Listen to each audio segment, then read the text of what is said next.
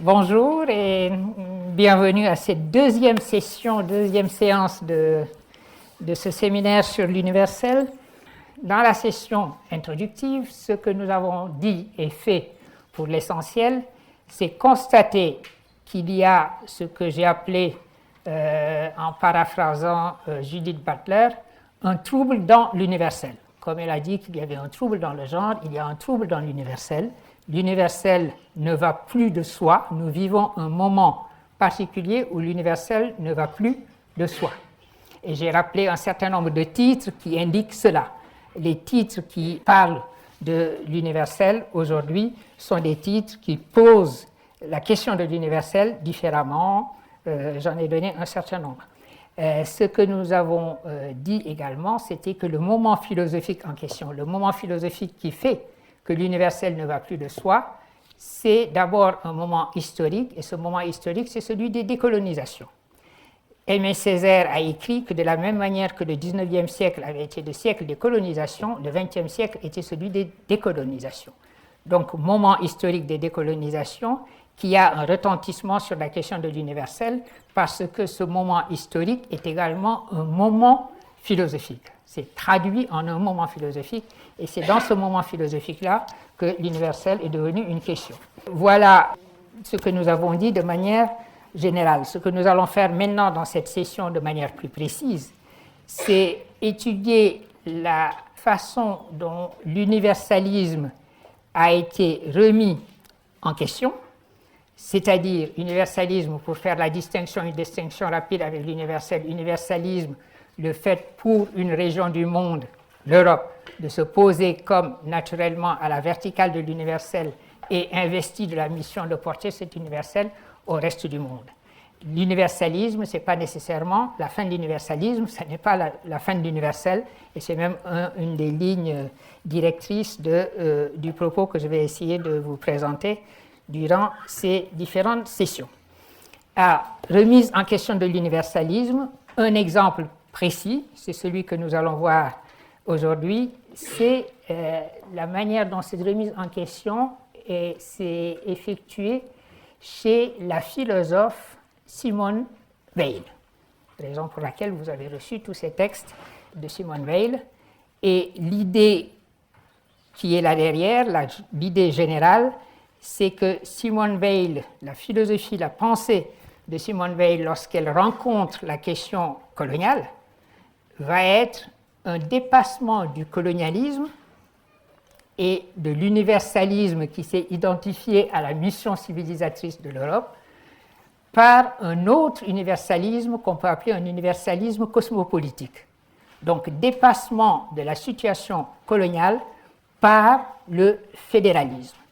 Et ce que l'on va voir, c'est que cette attitude, cette réponse de Simone Weil à la question coloniale, paradoxalement, va être aussi celle d'Aimé Césaire et de Léopold Sédar Senghor, qui vont aussi l'un et l'autre embrasser des formes de l'universalisme cosmopolitique comme moyen de dépasser la situation coloniale. Voici ce que nous allons, en gros, faire maintenant. Donc, d'abord, un mot rapide sur Simone Weil. On ne va pas supposer que tout le monde est familier de la biographie de Simone Weil. Première chose, elle a eu un parcours que vous reconnaîtrez parfaitement parce que c'est votre parcours pour beaucoup d'entre vous. Ça veut dire classe préparatoire. Elle a choisi Henri IV au lieu de Louis le Grand, mais personne n'est parfait. Elle a eu à H4 comme professeur Alain, qui a été professeur de beaucoup de cagneux à H4, raison d'y aller à H4 quand même. Et il est entré à l'école normale supérieure ici même, elle a dû s'asseoir dans cette salle du SAN, j'imagine, à un moment donné. Elle a passé le concours en 1927. En 1927, elle l'a raté et elle l'a eu en 1928. Elle est donc entrée en cube, ce qui est tout à fait poétique. Cube, c'est plus poétique que carré. Et donc, elle a ensuite obtenu son agrégation en 1931 et elle est enseignée au lycée. Donc ça, c'est le parcours que vous connaissez parfaitement. Elle a enseigné au lycée depuis. Une chose qui n'est peut-être pas un aspect de son parcours qui ne vous est pas familier, est très engagée politiquement.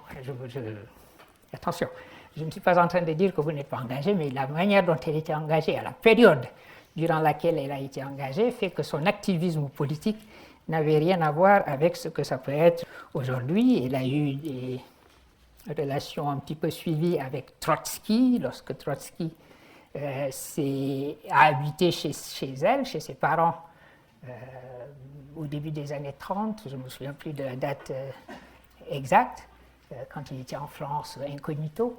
Et là, elle a rejoint les mouvements antifascistes durant la guerre d'Espagne. Ses compagnons ont eu du mal à l'empêcher d'aller se battre. Ils ne voulaient pas vraiment qu'elle aille se battre. Elle était encore plus myope que moi, donc ce n'était pas la peine d'essayer. Il a quand même tiré quelques coups de feu, paraît-il, sur un avion qui survolait un endroit. Et puis, elle est rentrée ensuite chez elle. Enfin, elle était un courage physique réel.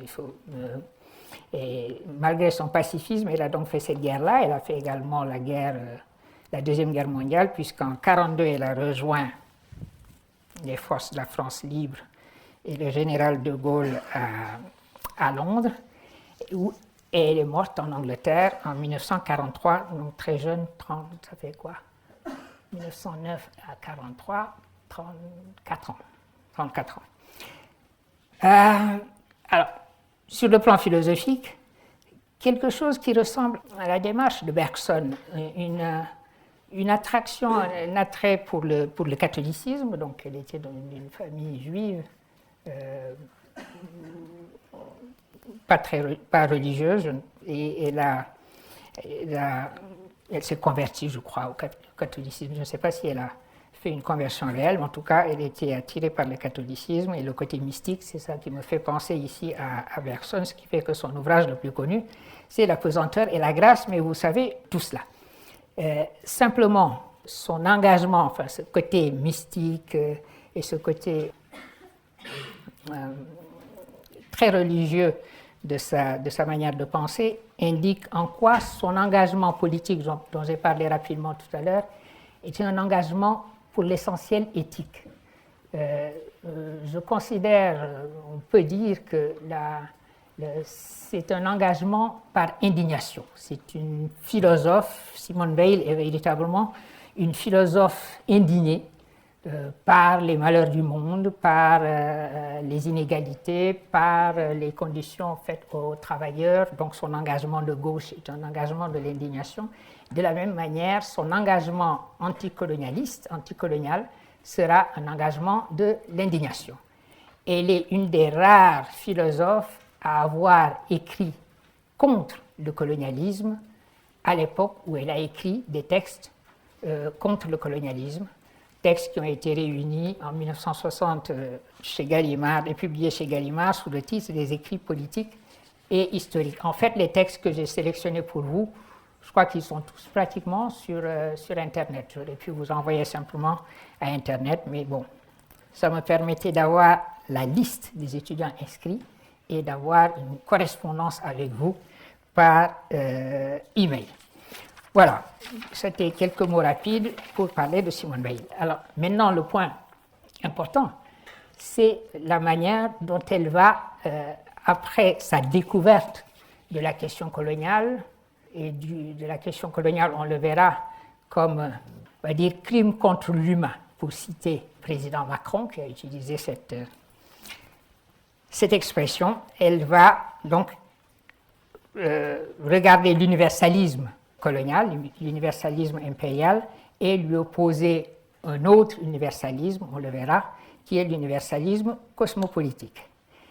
C'est la raison pour laquelle je vous ai donné l'ensemble des textes que vous avez lus maintenant, dont le tout premier, que je vais lire pour ceux qui ne sont pas inscrits comme étudiants et qui donc n'ont pas reçu ce texte. Ce texte, le premier texte que je vous ai donné, est un extrait d'un article intitulé Quelques réflexions sur les origines de l'hitlérisme, et cet article a été publié, écrit en 1940, donc au début de la Seconde Guerre mondiale. Il n'y a pas de France éternelle, tout au moins en ce qui concerne la paix et la liberté. Napoléon n'a pas inspiré au monde moins de terreur et d'horreur qu'Hitler, ni moins justement. Quiconque parcourt, par exemple, le Tyrol, y trouve à chaque pas des inscriptions rappelant les cruautés commises alors par les soldats français contre un peuple pauvre, laborieux et heureux, pour autant qu'il est libre. Oublie-t-on ce que la France a fait subir à la Hollande, à la Suisse, à l'Espagne? On prétend que Napoléon a propagé les armes à la main les idées de liberté et d'égalité de la Révolution française. Mais ce qu'il a principalement propagé, c'est l'idée de l'État centralisé, l'État comme source unique d'autorité et objet exclusif de dévouement. L'État ainsi conçu, inventé pour ainsi dire par Richelieu, conduit à un point plus haut de perfection par Louis XIV, à un point plus haut encore par la Révolution puis par Napoléon, a trouvé aujourd'hui sa forme suprême en Allemagne. Il nous fait à présent horreur, et cette horreur est juste. N'oublions pas pourtant qu'il est venu de chez nous.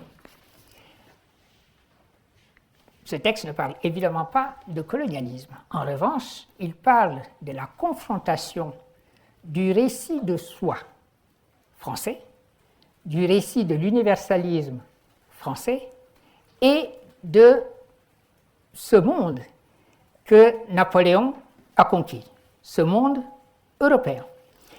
Et ce qui est intéressant dans ce texte, c'est la manière dont Simone Weil utilise une opération qu'on pourrait dire de relativisation contre les récits de soi, les récits nationaux, contre les légendes. Le mot de légende étant entendu ici dans son sens étymologique, legenda, les choses qu'il faut lire, ce qu'il faut lire, donc ce qu'il faut dire. Voici ce qu'il faut dire de Napoléon. Il a bien entendu mis fin à la chienlit qui était la Révolution française, mais ensuite il a porté les idées et les valeurs de cette Révolution française et les a répandues à travers l'Europe. C'est ce que dit Hegel et c'est ce que chante Jean Ferrat. Cette ère de liberté au-delà des frontières, aux peuples étrangers qui donnaient le vertige. Voilà, c'est ce que chante Jean Ferrat, comme vous le savez, comme vous le chanteriez, comme vous le chantonniez tout doucement. Eh bien, cette idée de Napoléon, porteur des valeurs universelles de la Révolution française, qui sont elles-mêmes des valeurs issues des Lumières, etc., c'est ce que remet en question ici Simone Weil. Et la manière de remettre cela en question, c'est de dire, d'accord, il y a un récit universaliste, mais ce récit universaliste, regardons-le à partir du contre-récit que représentent les peuples qui, eux, ont subi la domination de Napoléon. Et vous constaterez, c'est déjà dans le titre de l'article, qu'elle fait un rapprochement entre Hitler et Napoléon. C'est un trait qu'elle va partager avec Aimé Césaire. C'est avant Aimé Césaire qui a fait la comparaison entre l'hitlérisme, comme pour reprendre le mot de Simone Weil, et le colonialisme. Et ce rapprochement avec l'hitlérisme, et Simone Weil le fait ici. Évidemment, ça nous semble... Ça a été une polémique d'ailleurs. Il y a eu un anniversaire de Napoléon célébré il n'y a pas longtemps, je crois, avec une discussion pour savoir comment il fallait prendre la figure de Napoléon. Est-ce que c'est ce héros chanté par Hegel, le héros à cheval, porteur des valeurs de la Révolution française, ou alors, comme dit Simone Weil, celui que les peuples du Tyrol considèrent comme un Hitler avant la lettre. Cette relativisation est précisément, et c'est la raison pour laquelle je vous ai d'abord donné ce texte, cette relativisation va être la machine de guerre, comme dirait Deleuze, qui va être utilisé contre le colonialisme. C'est-à-dire que cette relation peuples européens qui sont passés sous les sabots du cheval de Napoléon et récit national de l'universalisme représenté par Napoléon, ça va être l'analogie va être faite entre les peuples colonisés et leur perception, leur contre-récit, la manière dont ils vont recevoir l'universalisme qui s'identifie à une mission civilisatrice. Évidemment, ce qu'elle dit ici de Napoléon, on peut imaginer qu'elle a derrière la tête le jugement que Hegel, lui, a porté sur Napoléon. Elle a en tête ici, quand elle parle de tout ce que Napoléon a apporté au reste de l'Europe, elle a en tête la fameuse lettre que Hegel adresse à Niethammer sur le Napoléon passant à cheval dans la ville de Jena.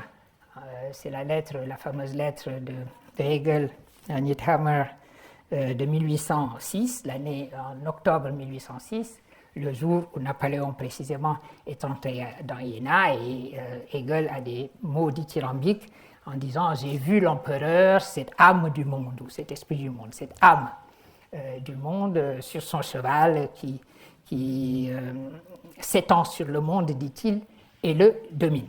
C'est ce qui est derrière ce texte et ce contre-récit concernant Napoléon. L'idée, justement parlant d'universel, vous savez que cette représentation chez Hegel, Napoléon est le personnage qui, dans sa personne même, incarne l'universel. L'idée que l'universel peut s'incarner dans un personnage et que l'idée absolue ou la raison dans l'histoire peut, par une ruse bien connue, pour reprendre encore un autre mot de Hegel que vous connaissez, transformer la passion subjective d'un individu en un moyen pour la réalisation de l'universel. Napoléon, petit Corse plein d'ambition, ambition dévorante de pouvoir, et la raison dans l'histoire s'empare de la passion de ce petit Corse et transforme cela en réalisation de l'esprit absolu dans le monde européen en universel. Donc c'est cette idée-là que ce texte remet ici en question. Juste une longue parenthèse ici parce que ça va être important pour la suite des sessions que nous allons faire. Cette idée hegelienne de l'universel du particulier reflétant l'universel, parce que la relation entre l'universel et le particulier, vous avez plusieurs relations possibles. L'une des relations, c'est précisément que le particulier est instance de l'universel. L'universel est dans le particulier, et c'est ce que l'on voit ici. Cette idée que l'universel est réalisé en Europe, à cette époque-là, est une idée qui va également être la vision de Hegel, comme vous le savez, de la philosophie elle-même. Cette période de la fin du XVIIIe siècle, du début du XIXe siècle, c'est également la période où se constitue l'histoire de la philosophie. Jusque-là, la philosophie ne s'intéressait pas ou n'avait pas constitué sa propre histoire comme une discipline. C'est la période où la philosophie se constitue comme l'histoire de la philosophie se constitue comme discipline, et Hegel va jouer un rôle important, essentiel, même crucial dans la constitution de l'histoire de la philosophie. Un peu plus tard que 1806, lorsqu'il commence ses leçons sur la philosophie de l'histoire, où il va faire, cette fois-ci non plus de Napoléon, mais de la philosophie elle-même, l'incarnation de l'universel européen. L'universel, ce qui fait l'universalité, l'universalisme européen, c'est le fait que c'est la terre de la philosophie. Comme il dit, le sol, comme il dit dans ses leçons sur la philosophie de l'histoire, le sol de la philosophie proprement dite. Ceci est une expression hegelienne. C'est important parce que c'est un moment de constitution de l'universalisme européen sur la base du fait que la philosophie est le propre de l'Europe. Vous ne pouvez pas avoir de philosophie hors de l'Europe, puisque la philosophie l'Europe est le sol même de la philosophie. Hors sol, la philosophie devient impossible. Et donc cet universalisme, sa manière d'être exclusive, de constituer ce que Husserl va appeler une humanité européenne. Par la suite, nous lirons ce texte de Husserl la prochaine fois, est également important ici. C'est la raison pour laquelle je fais cette parenthèse, qui voit ce que l'on a appelé depuis le Moyen-Âge la fameuse translatio studii, le transfert des sciences philosophiques grecques.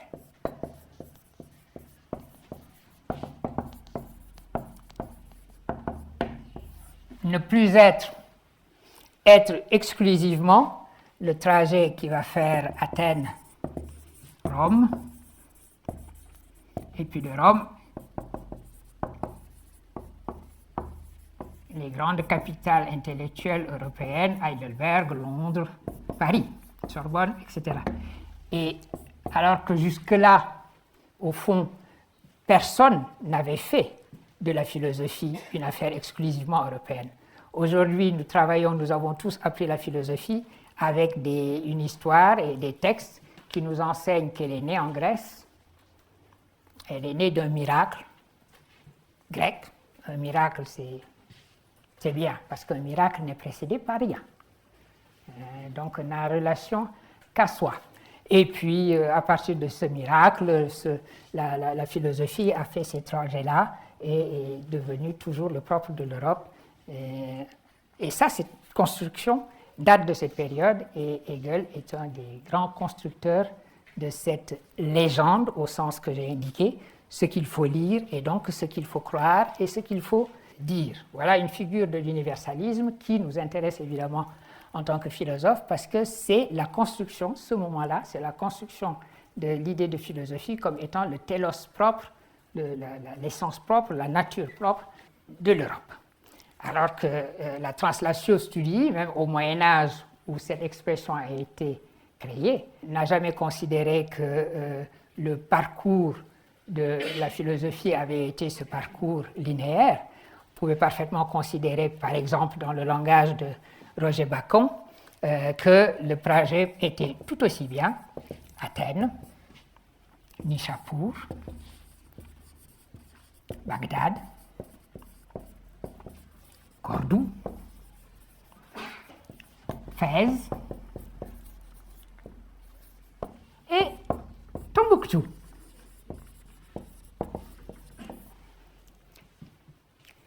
Parce que, évidemment, Tombouctou aussi se trouve dans cette translatio studii. Je rappelle, ce qui ne se sait pas toujours, qu'au Moyen-Âge, à Tombouctou, on étudiait la logique aristotélicienne bien avant qu'un seul blanc, surtout pas René Caillé, ait mis les pieds dans la ville. Ça ne se sait pas toujours, mais c'est important de le souligner. Alors, on reparlera plus tard de cette construction de l'universalisme comme idée de la philosophie, comme télos propre de l'Europe, lorsque nous lirons ensemble Husserl également. Bon, alors, je ferme cette parenthèse de la notion de philosophie rien que grecque, comme dit Roger Paul Droit dans ce livre admirable qu'il a publié il y a un an sur les voyages, comment ça s'appelle? Voyage. Quelqu'un? Ça rings a bell, somebody?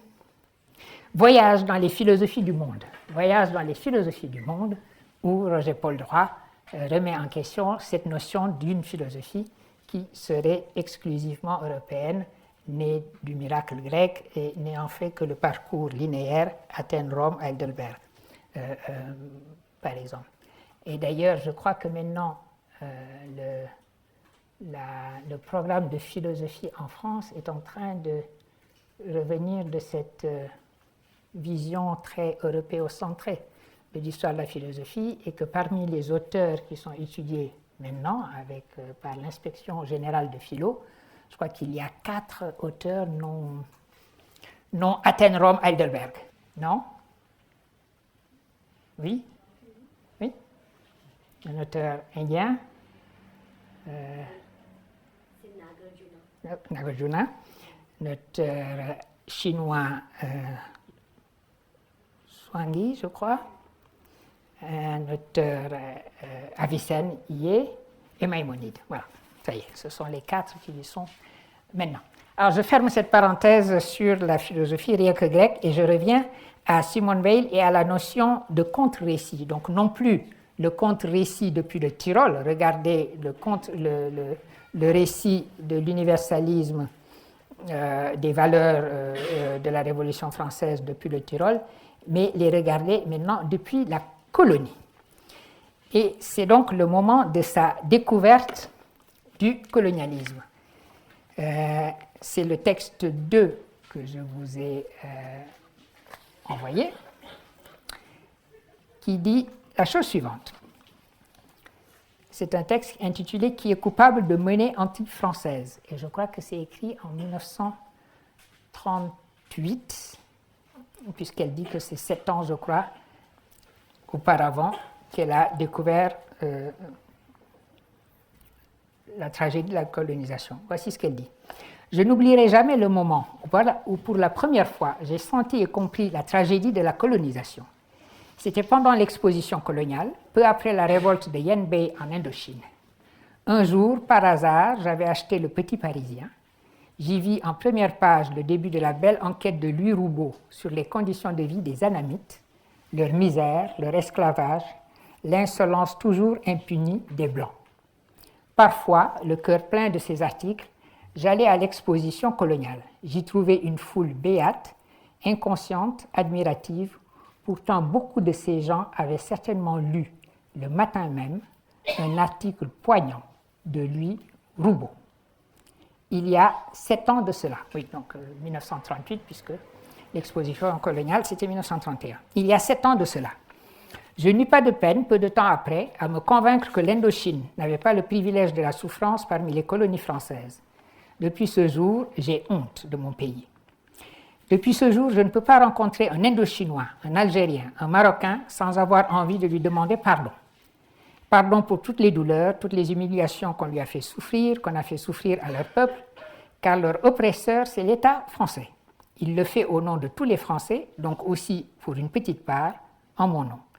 C'est pourquoi, en présence de ceux que l'État français opprime, je ne peux pas ne pas rougir, je ne peux pas ne pas sentir que j'ai des fautes à racheter. Important.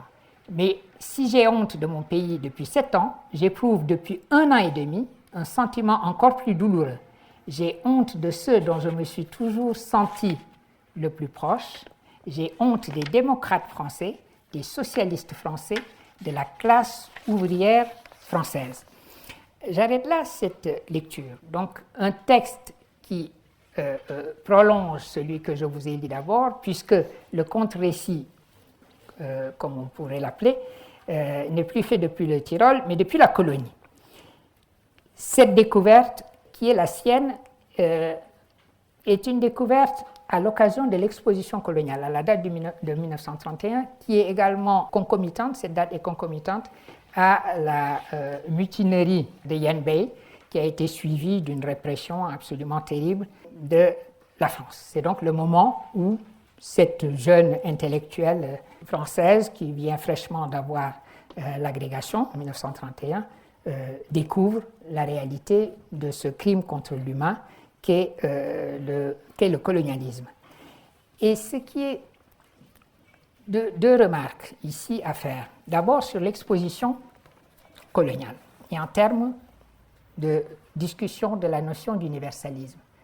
Vous le savez, cette exposition coloniale de 1931 était censée être un grand événement où la France allait se montrer à elle-même, où l'État français allait montrer au peuple français la réalité et la puissance de son empire. Et donc, comme dans toute exposition, on va montrer la réalité de cet empire.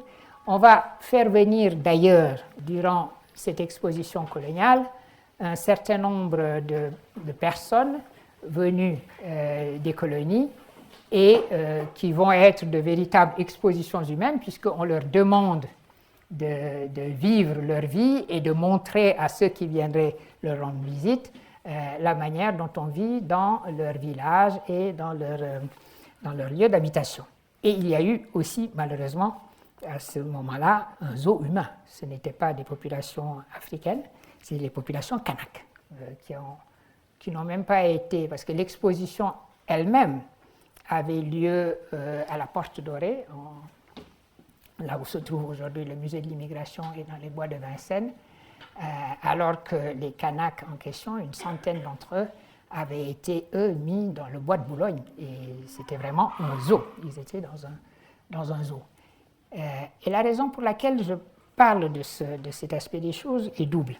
La première, c'est que jusque-là, à part les expositions coloniales, au fond, le grand partage sur lequel pouvait reposer l'universalisme s'effectuait parce qu'on faisait une distinction, on établissait un grand partage entre le monde de la civilité, qui était celui dans lequel on vivait, et le monde de la barbarie. Dès lors que vous faites ce grand partage d'abord entre le monde de la civilité et le monde de la barbarie, évidemment, vous ne pouvez plus avoir les mêmes lois et les mêmes valeurs dans le monde de la barbarie. Vous pouvez vous dédoubler en quelque sorte et vous comporter civilement dans le monde de la civilité et avec une certaine barbarie dans le monde de la barbarie. Vous pouvez suspendre les valeurs dites universelles dans le monde de la barbarie parce que vous avez déjà effectué ce grand partage entre le monde d'ici, de la civilité, et le monde de la barbarie. Vous pouvez donc avoir des administrateurs coloniaux qui se comporteront comme des barbares ailleurs et qui seront parfaitement de parfaits citoyens ici. Et vous pouvez suspendre les règles, faire en sorte que, par exemple, si vous déclarez universellement des règles concernant les droits humains, lesquels droits doivent être protégés par des tribunaux, etc., vous aurez un monde de la colonie où les administrateurs coloniaux qui n'ont aucune formation juridique vont être ceux qui vont administrer la justice. L'idée que des administrateurs coloniaux administrent la justice est une idée qui est complètement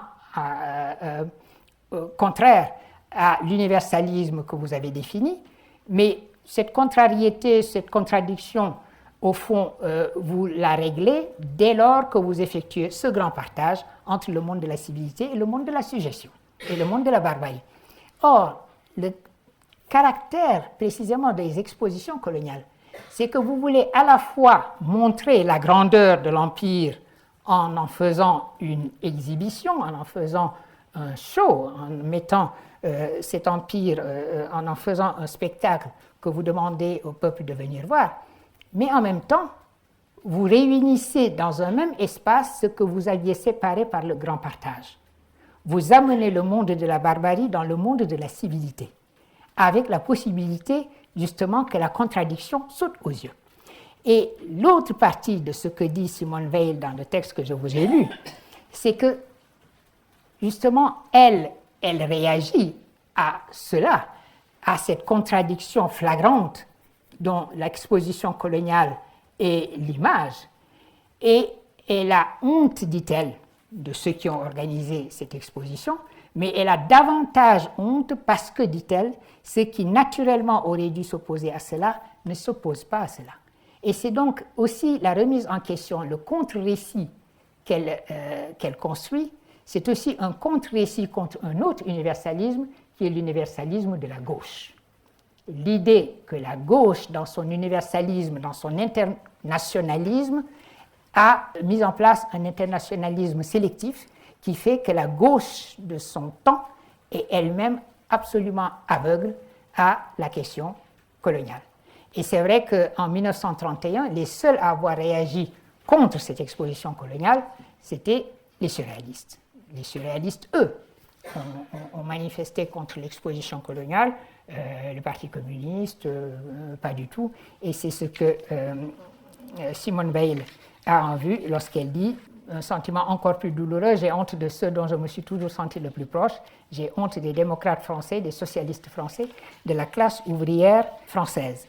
Ceci est important à retenir lorsque nous parlerons justement de l'humanisme universel de Césaire et que nous lirons ensemble, que vous relirez certainement, vous connaissez ce texte-là, la fameuse lettre de Aimé Césaire de démission du Parti communiste français, sa fameuse lettre à Maurice Thorez, qui est aussi une réflexion sur la signification de l'universalisme, en particulier de l'universalisme de gauche, que Simone Weil ici aussi le met en question. Alors, retenons cette idée d'un grand partage et rappelons que, effectivement, seuls les surréalistes ont été ceux qui ont réagi à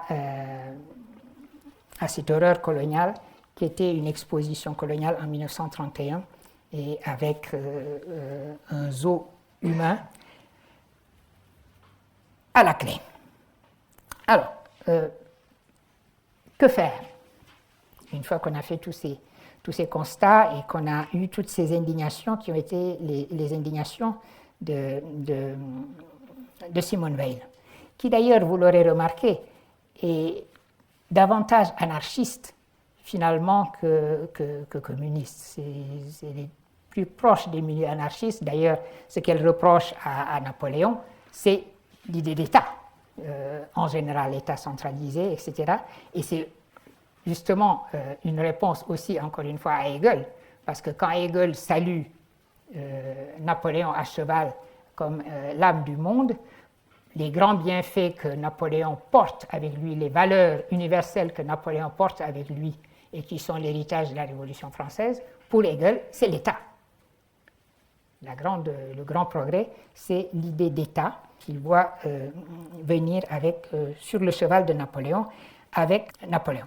Alors, je reviens ici, maintenant, sur la fin que je n'ai pas lue du texte numéro 1 que je vous ai distribué. Voici, dans la conclusion de cet article de Simone Weil sur quelques réflexions sur les origines de l'hitlérisme, ce qu'elle écrit. L'ordre international suppose qu'un certain fédéralisme soit établi, non seulement entre les nations, mais à l'intérieur de chaque nation. À plus forte raison, le lien entre les colonies et leurs métropoles devrait-il devenir un lien fédéral au lieu d'être un rapport de simple subordination. Et je voudrais lire ce bout qui est dans la conclusion du texte sur les origines de l'hitlérisme en relation avec un point qui est dans le texte numéro 3 lorsqu'elle dit « Certaines fables de La Fontaine sur l'âne et son maître est utile à relire en l'occurrence. Tout le monde en France la connaît, il n'est que de songer à l'appliquer. Quand même tous les Français des colonies adopteraient soudain les procédés les plus humains, les plus bienveillants, les plus désintéressés, cela ne suffirait pas à susciter dans l'Empire les sentiments nécessaires à la sécurité de la France. Il est indispensable que les sujets de la France aient quelque chose à eux qu'une autre domination risquerait de leur faire perdre. Et à cet effet, il est indispensable qu'ils cessent d'être des sujets, autrement dit des êtres passifs, bien ou mal traités, mais entièrement soumis au traitement qu'on leur accorde. Il faut qu'ils entrent effectivement et bientôt, et assez rapidement, dans le chemin qui mène de la situation de sujet à celle de citoyen. Voici les deux points sur lesquels je voulais qu'on termine cette lecture des textes de Simone Weil contre le colonialisme, contre l'universalisme du colonialisme, et la solution qu'elle voit. Cette idée qui est manifeste, qui est dans les passages que je viens de lire, d'un dépassement de la situation coloniale par un autre type d'universalisme qui est le cosmopolitisme, et le fédéralisme. Évidemment, un texte comme celui-ci s'éclaire aussi d'une lecture parallèle que l'on peut mener avec du fameux texte de Kant sur la paix perpétuelle de 1795, où Kant parle de fédération de peuples, de fédération d'États libres. On peut parfaitement imaginer que Simone Weil à Kant, puisqu'elle est très influencée par Kant dans sa pensée par ailleurs, à Kant et le Kant de 1795 du projet de paix perpétuelle à l'esprit, lorsqu'elle voit un dépassement du colonialisme par le fédéralisme et l'idée de fédération de peuples et d'États libres. Et surtout lorsqu'elle voit la force d'universalisation qui est contenue dans l'idée de citoyenneté. Le citoyen, c'est la solution, c'est le dépassement du colonialisme. Faire que la citoyenneté devienne universelle, ce qui est la signification même de cosmopolitisme, le fait d'être citoyen du monde, c'est ce qui va permettre d'accomplir ce grand fédéralisme. Voilà mise en place ce qui a tout l'air d'une utopie, évidemment. Indignation devant la situation coloniale, remise en question de l'universalisme, précisément parce que si cet universalisme est vu depuis la colonie, il perd toute sa signification. Dès lors que vous n'effectuez plus le grand partage entre le monde de la civilité et le monde de la suggestion, cet universalisme est remis en question, et c'est ce qu'elle dit. Répondre à cela, la proposition qui est faite, ce moment de grande utopie où elle dit on va mettre fin au colonialisme, non pas en supprimant, en détruisant l'empire, mais en transformant l'empire en fédération et en transformant les sujets en citoyens. Dès lors que les sujets sont des citoyens, il n'y a plus d'empire ipso facto. Et ce qui est intéressant dans cette réponse, c'est que précisément cette même réponse va être reprise par des auteurs qu'on peut appeler des auteurs postcoloniaux, comme Aimé Césaire et Léopold Sédar Senghor. Et ceci après la Seconde Guerre mondiale. Ils ne citeront pas sur ce plan-là Simone Weil.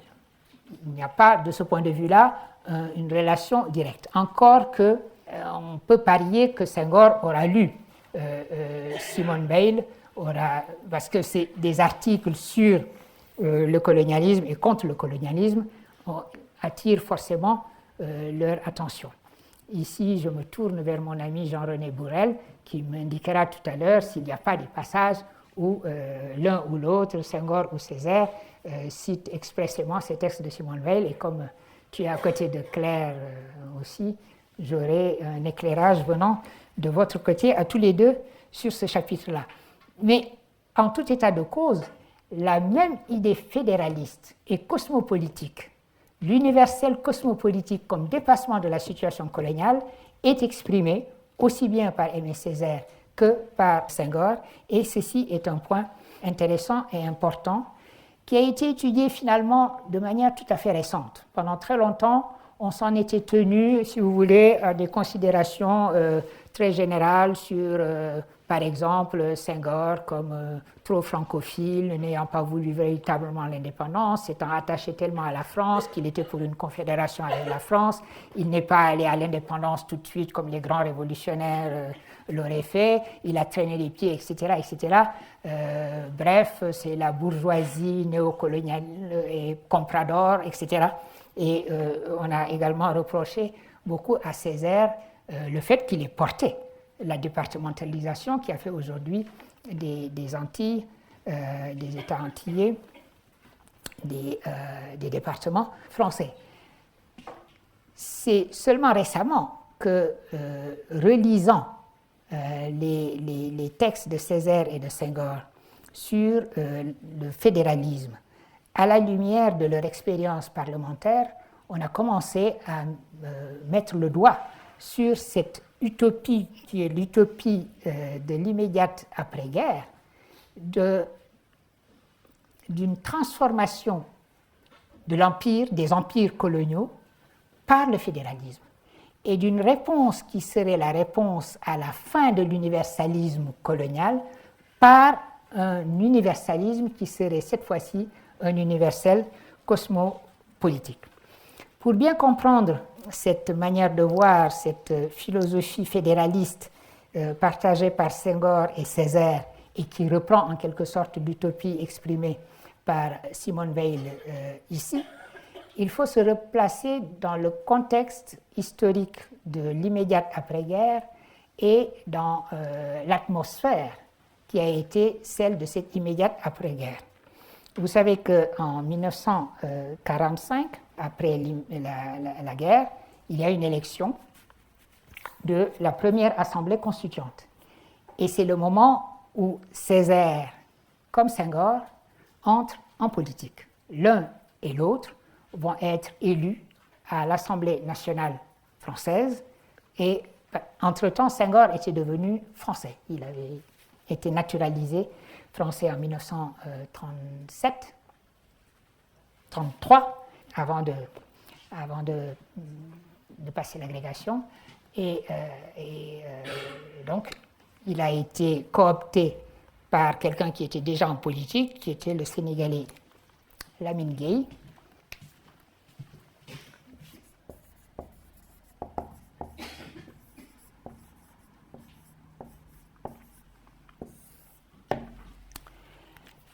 Lequel lui dit « Écoute, mon cher ami Senghor, tu es brillant, agrégé de grammaire, il faut venir me rejoindre dans mon parti politique et faire de la politique.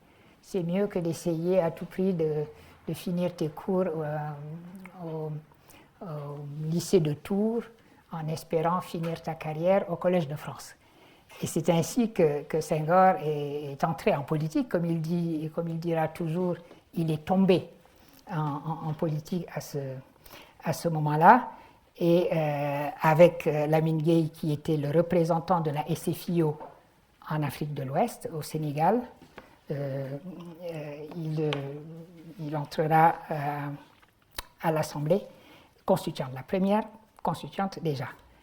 Césaire, Aimé Césaire également, est élu à cette première constituante. Aimé Césaire, lui, est élu sur la liste communiste, 1945, et Senghor est élu sur la liste SFIO avec Lamine Gueye. C'est ça, une grande différence entre Senghor et Césaire, qui étaient très amis, c'était que Senghor était socialiste, ne pouvait pas être vraiment communiste parce qu'il était trop catholique pour ça. C'est Césaire qui le dit. C'est Césaire qui, quand il parle de Senghor, dit la grande différence entre Léopold et moi, c'est que Léopold est un Tala. Et donc, voilà, c'était une des différences entre les deux. Atmosphère générale de grande illusion lyrique, parce que c'est une assemblée constituante très à gauche. Rappelez-vous, dans l'immédiate après-guerre, cette assemblée constituante, le premier parti, c'est le Parti communiste. Le Parti communiste est dominant. Je crois qu'en deuxième position, c'est la SFIO, et ensuite, en troisième position, MRP. C'est peut-être... alors, très rapidement, parce que cette assemblée constituante va établir un projet de constitution, comme vous le savez. Le projet de constitution va être rejeté par un référendum. Il va y avoir une deuxième assemblée constituante, et cette fois-ci, les communistes vont être en deuxième position. C'est la MRP qui va arriver en première position, etc. Mais la raison pour laquelle je parle de ces aspects historiques, c'est parce qu'il faut se replacer dans l'atmosphère de ce moment-là pour mieux comprendre pourquoi ces personnalités venues du monde colonial, comme Césaire et Senghor, ont considéré que la chose la plus progressiste à faire, c'était de se battre pour un cosmopolitisme fédéraliste, était pour le dépassement du colonialisme par le fédéralisme.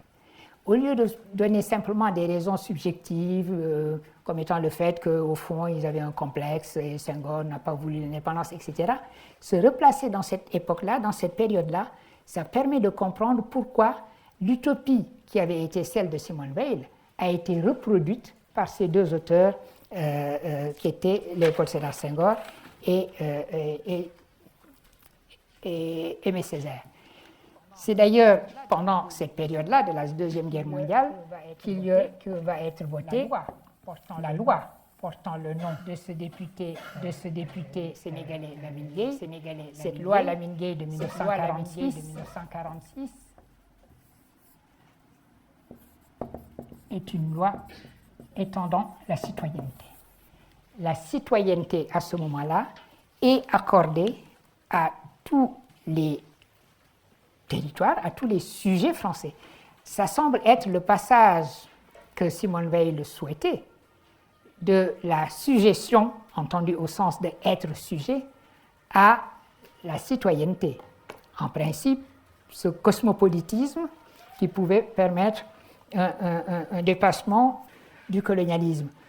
Sauf que ça a été très vite contenu, les effets de cette loi Lamine Gueye, ça a été contenu parce que la citoyenneté était accordée à tout le monde, mais elle était accordée à tout le monde en tant qu'habitant les colonies. Autrement dit, ça ne pouvait plus être l'utopie envisagée par Simone Veil, où la citoyenneté serait une citoyenneté pleine et entière, parce qu'à ce moment-là, évidemment, on aurait pu, le résultat aurait été ce qu'elle avait elle-même décrit.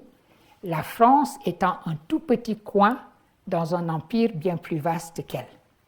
Et c'était, d'une certaine façon, une dissolution, en quelque sorte, de la France à l'intérieur de son empire. La France aurait été absorbée par son empire au lieu d'être le centre de son empire. Donc il fallait contenir la force décolonisatrice, si je puis dire, de la citoyenneté. La force fédéraliste ou confédéraliste de la citoyenneté, l'universel citoyen, en quelque sorte, était ainsi contenu. L'universel citoyen dont a été porteur la loi Lamine Gueye. Mais c'est dans une atmosphère comme celle-là que l'on peut comprendre les deux visages du confédéralisme, du fédéralisme que Césaire et Senghor vont porter, et c'est l'objet des textes que je vous ai également distribués et que maintenant je vais considérer. Commençons par, gardons la chronologie et commençons par le texte de Césaire. La manière dont Césaire va porter cette utopie cosmopolite, cette utopie fédéraliste comme réponse et dépassement du colonialisme, ça va être de porter le projet dit de départementalisation. Et le projet de départementalisation est celui de l'élargissement de la citoyenneté aux territoires d'outre-mer qui vont devenir des départements, la Martinique, la Guadeloupe, la Guyane et la Réunion, comme vous savez. Et le texte que je vous ai distribué, c'est le texte tiré de cet ouvrage qui est le dernier texte au fond d'Aimé Césaire avant sa mort, puisque ce sont les entretiens qu'il a donnés à Françoise Vergès, que vous connaissez, Françoise Vergès qui est penseuse, une auteure du post-colonial et qui est une sorte de nièce d'Aimé Césaire, puisqu'elle est la fille de quelqu'un qu'il a bien connu et qui était ses amis, et qui a donc obtenu de Césaire ces entretiens superbes qu'elle a publiés sous le titre « Nègre je suis, nègre je resterai », entretien